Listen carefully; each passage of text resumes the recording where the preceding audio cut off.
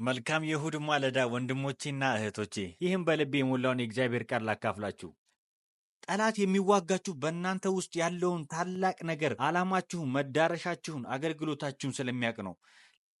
ለዚህ ነው ከታየላችሁ ነገር ሊያስቀራችሁ የሚፈልገው። ሕፃኑ ሙሴን ለመግደል የፈለገው ነፃ አውጪውን ሙሴ መጋፈጥ ስለማይችል ነው።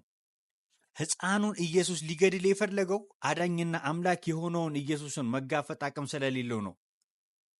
የምታልፉበት መንገድ ለምን እንደምታልፉበት መረዳት አለባችሁ። ውጊያው አስጨናቂ ሊሆን ይችላል፣ ጫናው የበረታ ሊሆን ይችላል።